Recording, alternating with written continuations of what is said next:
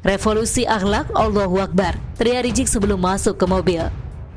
Alasan Rizik dipindahkan ke rutan Barreskrim Polri karena rutan Polda Metro Jaya sudah terlalu padat. Ini kalau masih ada yang main-main, saya gigit sendiri. Sudah mulai ngerti ya, oh di sini. Saya sudah mulai ngerti, oh di sini. Saya sudah mulai ngerti. Kalau masih ada yang main-main, saya gigit. Yang gigit saya sendiri. Lewat cara saya.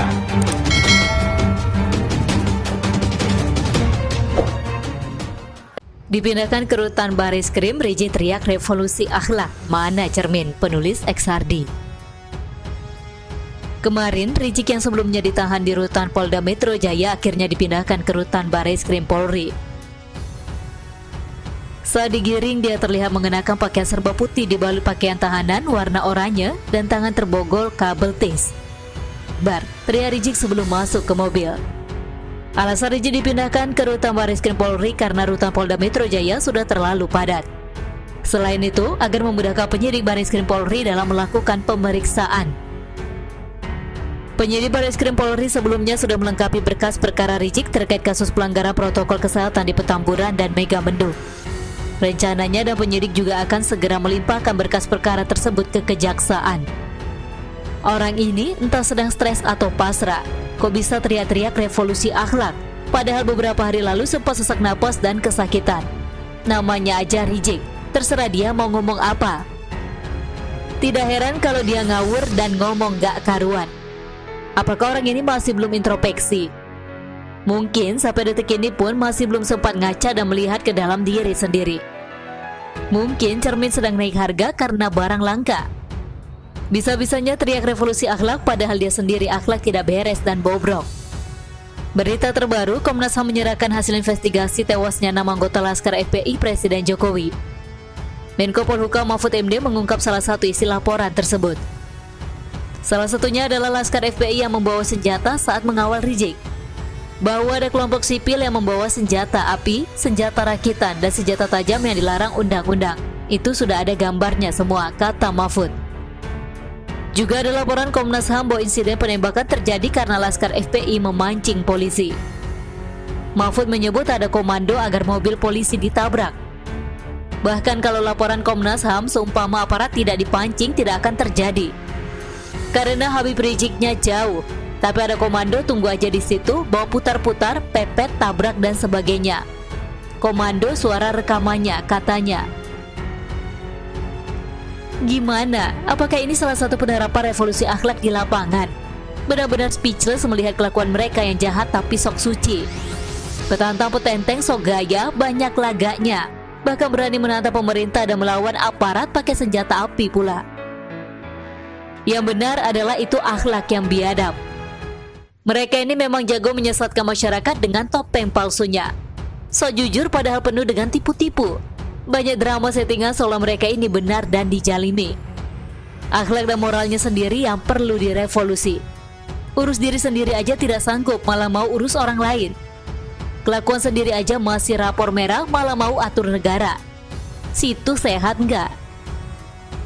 Hanya orang stres yang mau dengerin ucapan Rizik.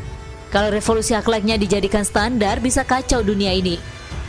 Masa orang harus meniru kayak cat mesum, provokasi dan menghasut masyarakat, teriak penggal, bohong dan bikin drama murahan. Keluar masuk penjara jadi tersangka berlapis kok mau revolusi akhlak. Orang yang akhlaknya benar tidak mungkin bolak-balik ditahan, seolah sudah punya VIP membership di penjara. Belum lagi doa yang mengerikan. Doa yang menyumpahi orang lain agar mengalami hal buruk. Doakan orang supaya susah hidupnya, seret hidupnya, nafkahnya tidak berkah, penyakitnya tidak sembuh, mengidap penyakit yang belum ada obatnya, dipecat dari pekerjaannya, istrinya lari, suaminya menikah lagi, anak-anaknya bandel dan tidak patuh, hidupnya tidak bahagia, tidak mendapatkan anak yang soleh, hidupnya tidak berkah dan hancur-hancuran, susah, sedih dan gundah gulana tiap hari. Kira-kira itu doa orang yang akhlaknya baik atau doa orang berhati kotor? Ibarat maling teriak maling atau orang stres yang nuduh orang lain gila. Justru Rizik yang perlu diperbaiki akhlaknya. Dan tampaknya tak bisa diperbaiki, makanya perlu tindakan tegas seperti sekarang. Penahanan. proses hukum dan jerat dengan ancaman hukuman penjara. Orang seperti Rizik harus dijauhkan agar tidak mempengaruhi orang lain. Orang seperti dia telah membuat negara ini repot, membuat masyarakat terpecah belah dan terkotak-kotak karena sentimen agama. Negara ini jauh lebih damai dan tentram tanpa Rizik. Bagaimana menurut Anda? FPI baru sudah dideklarasikan dengan nama Front Persaudaraan Islam yang sebelumnya diubah dari Front Persatuan Islam. Organisasi baru ini dideklarasikan oleh 15 orang yang dulunya merupakan pentolan FPI, yaitu Ahmad Sobri Lubis, Awid Masyuri, Abdurrahman Anwar, Qurtubi Zailani, Maksum Hasan, Muksin Alatas, Tengku Muslim At-Tahiri, Umat Abdul Aziz Assegaf, Umar Assegaf, Bagir bin Syekh Abu Bakar, Hasan Assegaf, Muhammad Arif Nur, Alwi Baraka, Faisal Al-Habsyi, dan Munarman. Kemasan baru tapi isinya sama saja. Mereka adalah gerombolan FPI yang kebetulan hanya ganti topeng, artinya sama aja bohong. Dalam keterangan di deklarasi tersebut, nama persaudaraan dipilih untuk menggantikan nama persatuan yang sebelumnya sudah dideklarasikan FPI pada 30 Desember 2020. Menurut para deklarator, nama Persatuan Islam sudah pernah ada sejak zaman perjuangan kemerdekaan. Untuk menghormati saudara tua kami yang sudah terlebih dahulu menggunakan nama Persatuan Islam, maka dengan ini kami mewakili deklarator terdahulu menyatakan mengganti nama menjadi Front Pemersatu Islam. Demikian bunyi deklarasi tersebut. Satu lagi info terbaru. Kabarnya Rizik tidak akan lagi menjabat sebagai imam besar di sana. Menurut Aziz Yanuar, dalam struktur FPI yang baru tidak ada jabatan imam besar. Kemungkinan Rizik hanya akan menjadi penasihat. Aziz juga mengatakan sampai saat ini pihaknya belum menentukan siapa ketua umum FPI baru. Ahmad Sobri Lubis yang sebelumnya menjabat sebagai ketua umum FPI lama, saat ini belum dipastikan akan memimpin organisasi baru itu. Sedangkan sekretariatnya tetap di Petamburan 3. Komentar saya, peduli amat Rizik mau jadi apa di sana. Mau tetap jadi imam besar kek, mau jadi penasehat kek, mau jadi CEO kek, atau jadi investor kek, mayoritas masyarakat Indonesia akan mengucapkan bodoh amat. Alasannya Rizik tidak akan terpisahkan dari mereka. Tetap saja Rizik punya pengaruh besar bagi mereka. Mungkin saja mereka saat ini lebih hati-hati, stay low profile dan tidak gegabah. Meskipun misalnya Rizik diklaim pensiun pun, siapa yang tahu kalau di belakang dia tetap bertindak layaknya imam besar.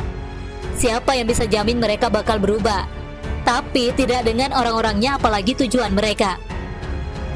Lagi pula Rizik sedang ditahan. Lucu sekali kalau dia tetap diangkat sebagai imam besar dengan status tahanan.